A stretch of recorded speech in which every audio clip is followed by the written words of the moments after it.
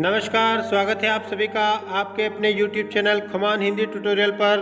आज के इस वीडियो में हम पढ़ने वाले हैं कक्षा 9वीं की हिंदी स्पर्श भाग 1 का पार्ट 2 एवरेस्ट मेरी शिखर यात्रा के प्रश्नोत्तर। एवरेस्ट मेरी शिखर यात्रा बचेंद्री पाल की एवरेस्ट विजय की रोमांचक पर्वतारोहण यात्रा के विवरण का एक अंश है, जिसमें इस यात्रा के अंतिम पड़ाव से लेकर शिखर तक पहुंचकर तिरंगा फहराने का पल पल का विवरण दिया गया है। इसे पढ़कर ऐसा लगता है मानो हम स्वयं ही एवरेस्ट की यात्रा कर रहे हैं।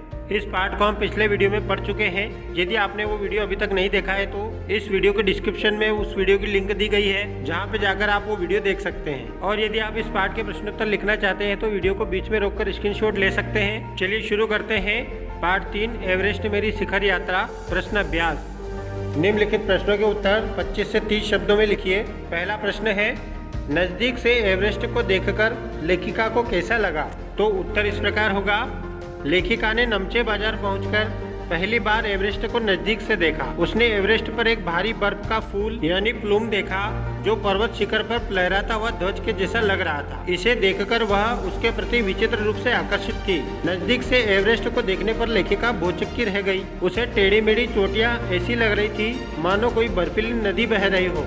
चलिए देखते हैं अगला प्रश्न। प्रश्न नंबर 2, डॉक्टर मीनू मेहता ने क्या जानकारियाँ दी? तो उत्तर होगा, डॉक्टर मीनू मेहता ने लेखिका को एल्यूमिनियम की सीढ़ियों से अस्थायी पुलों का निर्माण करने, लट्टों और रस्सियों का उपयोग करने, बर्फ की आड़ी तिरछी दीवार पर रस्सियों को बांधने तथा अग्रिम दल के अभियांत्रिकी कार्यों के बारे में विस्तृत जानकारी दी। चलिए देखते हैं अगला प्रश्न। प्रश्न नंबर 3, तेनजिंग ने लेखिका की तारीफ में क्या कहा? तो उत्तर इस प्रकार है। तेनजिंग ने लेखिका का उत्साह उसके कंधे पर हाथ रखकर बढ़ाया और उसकी तारीफ में कहा कि तुम एक पक्की पर्वतीय लड़की हो, तुम्हें तो पहले ही प्रयास में शिखर पर पहुंच जाना चाहिए। इस प्रकार उन्होंने लेखिका का उत्साहवर्धन किया। चलिए देखते हैं प्रश्न नंबर 4, लेखिका को किनके साथ चढ़ाई करनी थी? तो उत्तर है, लेखिका को अंगदोर्जी के साथ चढ़ाई करनी थी। अंगदोर्जी का यह दूसरा प्रयास था। इस बार वह बिना ऑक्सीजन के ही चढ़ाई करने वाला था। चलिए देखते हैं अगला प्रश्न। प्रश्न नंबर 5, लोब्सांग ने तंबू का रास्ता कैसे साफ किया? तो उत्तर है, लोब्सांग ने तंबू का रास्ता साफ करने के लिए अपनी स्वीज छुरी निकाली। उन्होंने लेखिका के आसपास जमे बड़े बड़े हिमखंडों को हटाया और लेखिका के चारों ओर जमी कड़ी बर्फ की खुदाई किए। वह अपने प्रयास में सफल भी हुए। उन्होंने बड़ी मेहनत से लेखिका को बर्फ की कब्र से खींच निकाला। चलिए देखते हैं अगला प्रश्न। प्रश्न नंबर 6, साउथ पोल कैंप पहुंचकर लेखिका ने अगले दिन की महत्वपूर्ण चढ़ाई की तैयारी कैसे शुरू की? उत्तर होगा, साउथ पोल कैंप पहुंचकर लेखिका अगले दिन की महत्वपूर्ण चढ़ाई की तैयारी करने के लिए सुबह 4 बजे ही उठ गई। उठने के बाद बर्फ को पिघलाकर चाय बनाई। चाय के साथ कुछ बिस्कुट और आधी चॉकलेट का हल्का नाश्ता किया और लगभग 5:30 बजे वह अपने तंबू से निकल पड़ी। चलिए देखते हैं आगे। निम्नलिखित प्रश्नों के उत्तर 50 से 60 शब्दों में लिखिए। प्रश्न नंबर 1, उपनेता प्रेमचंद ने किन स्थितियों से अवगत कराया? तो उत्तर इस प्रकार होगा। उपनेता प्रेमचंद ने अभियान दल को खम्बुक हिमपात की स्थिति की जानकारी देते हुए कहा कि उनके दल ने कैंप 1 जो हिमपात के ठीक ऊपर है वहां तक का रास्ता साफ कर दिया है और पुल बनाकर, रस्सियां बांधकर तथा झंडियों से रास्ता चिन्हित कर सभी बड़ी कठिनाइयों का जायजा ले लिया गया है। और उन्होंने इस पर ध्यान भी दिलाया कि ग्लेशियर बर्फ की नदी है और बर्फ का गिरना अभी जारी है।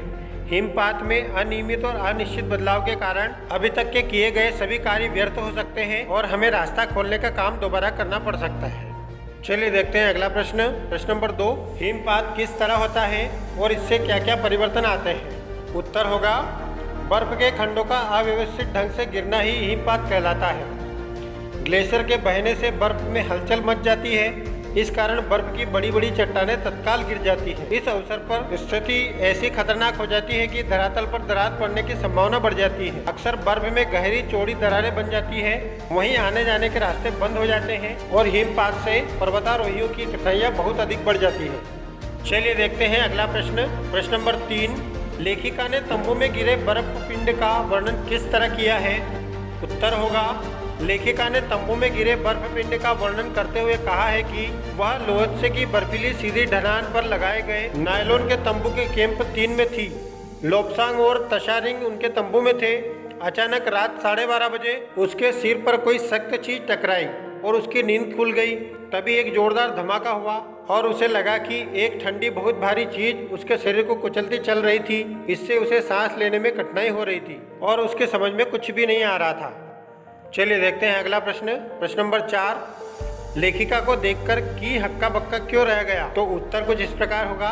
जय बचेंद्री पाल का पर्वतारोही साथी था, उसे भी बचेंद्री के साथ पर्वत शिखर पर जाना था। शिखर कैंप पर पहुंचने में उसे देरी हो गई थी, वह सामान ढोने के कारण पीछे रह गया था। अतः बचेंद्री उसके लिए चाय जूस आदि लेकर उसे रास्ते में लाने के लिए पहुंची। जय को यह कल्पना नहीं थी कि बचेंद्री उसकी चिंता करेगी और उसे लाने के लिए आएगी, इसलिए जब उसने बचेंद्री को चाय जूस लिए आते देखा तो वह हक्का बक्का रह गया।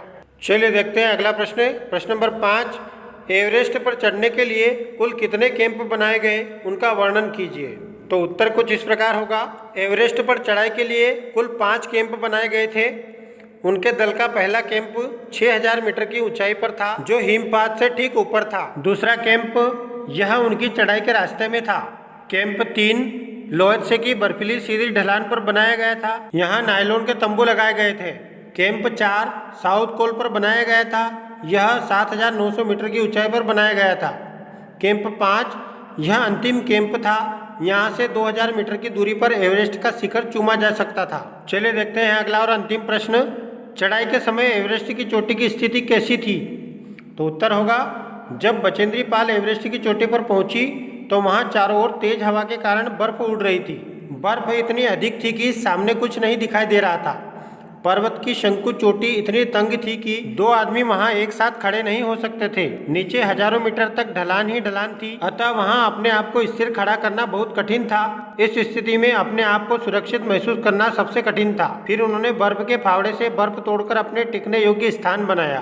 तो ठीक है, आज के इस वीडियो में बस इतना ही। आपको यदि वीडियो पसंद आया तो वीडियो को लाइक जरूर कर दें। मिलते हैं अगले वीडियो में, तब तक के लिए नमस्कार, धन्यवाद। आपका दिन मंगलमय हो।